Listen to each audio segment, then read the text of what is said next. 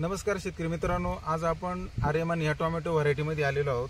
आपण गेले 7-7, 8-8, 10-10 वर्षापासून टोमॅटो काही लोक लावतात, काही लोक 30-30, 35 वर्षापासून टोमॅटो लावतात। मात्र त्या काळामध्ये सुरुवातीच्या जुन्या काळामध्ये ज्या तुमच्या 25-35 किंवा इतर काही ज्या व्हरायटी होत्या तर त्या कमी उंचीच्या किंवा कमी वाढणाऱ्या व्हरायटी होत्या। मात्र आता ज्या मार्केटमध्ये नवीन नवीन लेटेस्ट व्हरायटी आलेल्या आहेत तर त्या व्हरायटी ह्या उंच वाढणाऱ्या आहेत। मात्र बरेचशा शेतकऱ्यांना ह्या व्हरायटींविषयी माहिती नसल्यामुळे त्यांच्याकडनं बरेचशा अशा चुका होत असतात।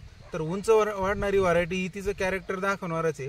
तर बरेचशा वेळेस काय होतं माहिती का, जेव्हा आपली टोमॅटो लागवड झाल्यानंतर बरेचसे शेतकरी काय करतात की टोमॅटो लगेच त्याची हाईट दाबण्याचा प्रयत्न करतात। त्यांचा विचार असा असतो की खालून निघण्यासाठी शेंडा थांबवतात।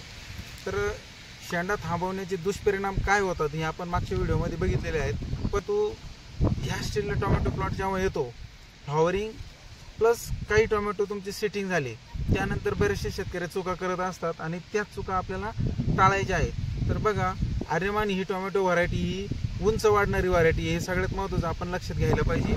तर बघा, आज ह्या टोमॅटो व्हरायटीमध्ये आहे तर शेतकरी लोक काय करतात बघा, तर खालून टोमॅटो जेव्हा तुमचा उंची वाढते तर कमीत कमी 1 ते 1.5 इंची नंतर तुमचे टोमॅटो सेटिंग व्हायला सुरुवात करत होते। तर हे झाड जर बघितलं तर याला खूप जबरदस्त अशी सेटिंग झालेली आहे, एवढे फळं आले आणि त्याच्यावरती परत हा शेंडा एवढासा झाला आहे आणि इथं फ्लॉवरिंग पण स्टार्ट आहे। तर ही परिस्थिती अशी आहे की बरेचसे शेतकरी ह्या स्टेजला काय करतात, इथं शेंडा थांबवायचा प्रयत्न करतात। शेतकरी कापासून ते इथपर्यंत कमीत कमी 1 फुटानंतर त्याला फळ लागलं, त्याच्यानंतर एवढासा अंतर 1 फुटापर्यंतच त्याची परत हाईट झालेली आहे। म्हणजे तुम्ही एवढेच गॅपमधले फळं घेतात। मी तर म्हणतो ही व्हरायटी तुम्ही तारीपर्यंत वाढवा, तुमचं एवढा गॅप तुमचा हा मोकळा आहे आणि तुम्हाला उत्पन्न घेण्यासाठी सुद्धा इथं एवढासा चान्स आहे।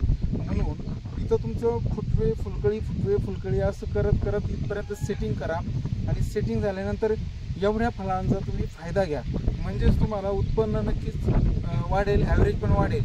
याचा फायदा काय होईल, समजा मार्केट तुमचं कमी रेटमध्ये तुमची कॅरेट गेली मार्केटला, तर मग इथं चान्स काय राहील, तुम्ही एकरी ॲव्हरेज जास्त घ्याल।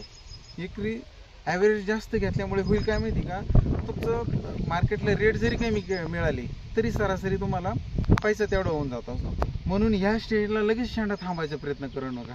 बरेचसे शेतकरी काय करतात, ह्या स्टेजला शेंडा थांबवण्याचा प्रयत्न पण करतात आणि फळं फुगवण्यासाठी पण औषधं मागतात किंवा खतं मागतात। मित्रांनो, तुमचं खाली जे बुडाला जे फळ लागलेलं आहे ते 100% फुगवणारच आहे, त्याला विशिष्ट असे काही औषधं देण्याची किंवा खतं देण्याची गरज नाही। पण होतं काय माहिती का, जेव्हा इथं तुमचं शेंडावरती येऊन इथपर्यंत तुमची सेटिंग होईल तर याला काही फुगवणीसाठी किंवा खायला देणं गरजेचं आहे।